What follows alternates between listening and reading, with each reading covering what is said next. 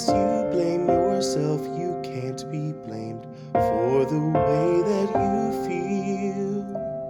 Had no example of a love that was even remotely real. How can you understand something that you never had? If you let me, I can help you out with all of that. Let me love you, and I will love you until you learn to love yourself. Let me love you and all your trouble. Don't be afraid, oh, I can help. Let me love you, and I will love you until you learn to love yourself. Let me love you. A heart of numbness gets brought to life. I'll take you there.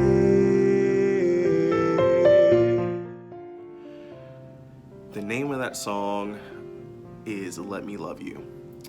It's not a song that you'll hear on the Z. It's actually an R&B song by the singer Ne-Yo.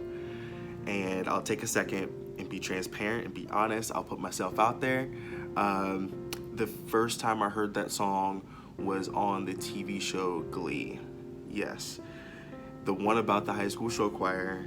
Super cheesy plot lines, and it was great. I loved that show.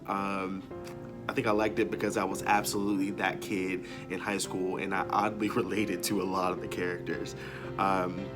It just so happens that, I've been recently binge watching a lot of shows and rewatching that series because, pandemic, right? So I saw that episode that featured that song just the other day. And the words of the song really, it really captures, I think, what I've gotten from the past couple weeks in our series Bridge Builders and in the first 2 chapters of Reckless Love that we've all been reading. So if you know anything about the Enneagram, I'm a 2 on the Enneagram, so what I'm about to say possibly will make sense, right? You ever just look at someone and go, just let me love you, or just let me help you?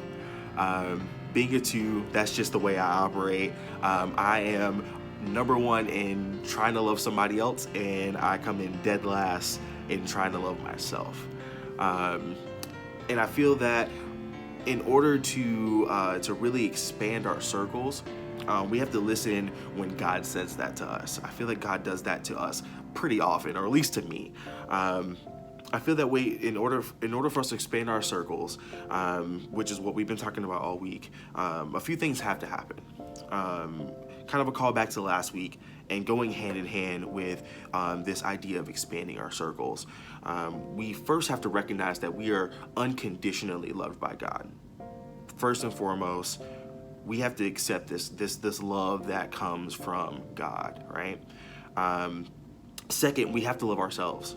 We just have to.